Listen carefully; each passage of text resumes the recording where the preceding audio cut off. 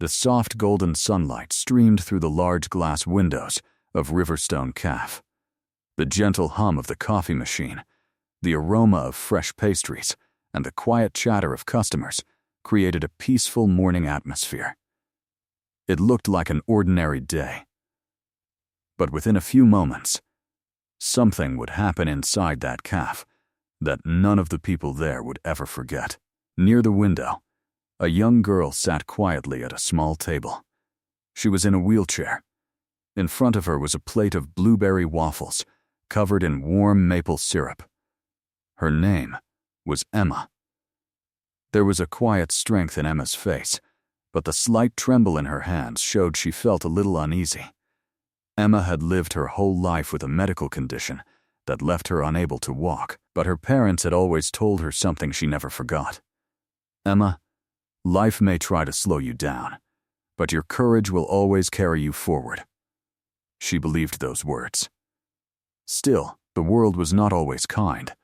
The staring eyes, the whispers, the awkward sympathy from strangers, Emma had grown used to it.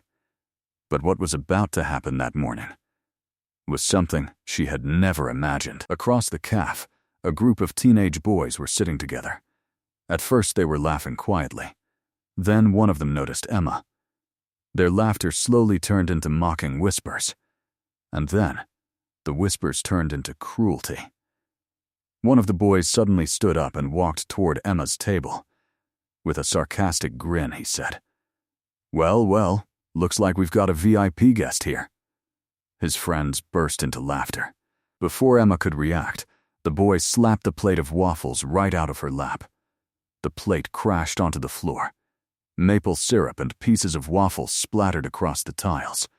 The entire café fell silent. Then another boy pushed Emma's wheelchair backward while laughing loudly. Their laughter echoed through the room. Emma's eyes filled with tears. She tried her best to hold them back, but humiliation can hurt far deeper than pain. Everyone in the café saw what happened. Some people lowered their heads, others shook their heads in quiet disapproval. But no one stepped forward. No one said a word. Just then, an elderly man slowly stood up from a nearby table. He walked over to Emma. Gently, he bent down and picked up the fallen plate. He placed it back on the table and softly rested his hand on Emma's shoulder. In a calm voice, he said, "Don't let people like that break your spirit." Emma forced a small smile. It was a small moment, but it carried kindness. The old man then slowly returned to his seat, but he did something that no one noticed. He quietly pulled out his phone. He dialed a number. When someone answered, he spoke only a few words. "Riverstone Café, there's a young girl here being harassed." Then he hung up. No one in the café realized that this small phone call would change everything. About 40 minutes later, a deep rumbling sound came from outside. At first it sounded like distant thunder, but the sound kept growing louder. People inside the café began turning toward the windows. Then they saw them. Dozens of motorcycles rolled into the parking lot. The engines roared like a storm arriving. Heavy boots, black leather jackets, and across the backs of those jackets were bold letters that read, "Iron Riders." In an instant, the atmosphere inside the café changed. The same boys who had been laughing earlier suddenly looked nervous. They glanced at each other anxiously. The café door slowly opened. The bell above it rang softly. A tall, broad-shouldered man stepped inside. He had a thick beard and intense eyes. Behind him came several other bikers. The man slowly scanned the room. Then, his gaze landed on Emma, and his expression softened. He walked toward her and knelt beside her wheelchair. For the first time that morning, Emma didn't feel afraid. She felt protected. The man's name was Marcus. Marcus slowly turned his head toward the boys.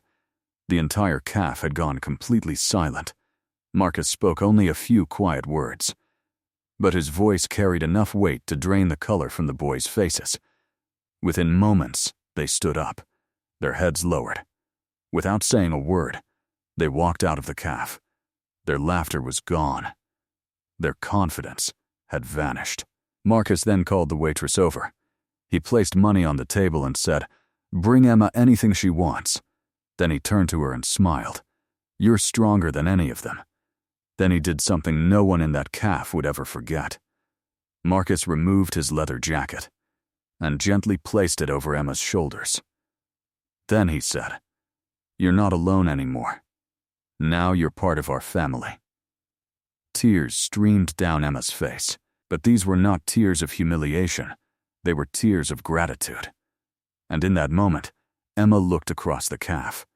In the corner, the same elderly man sat quietly, smiling. And suddenly, Emma understood.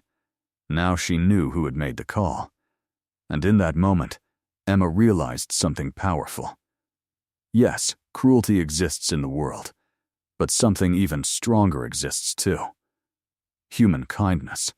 If this story touched your heart, don't forget to like the video, share it with others, and subscribe to the channel. And tell us in the comments if you had been in that cafe that day. Would you have stood up for Emma?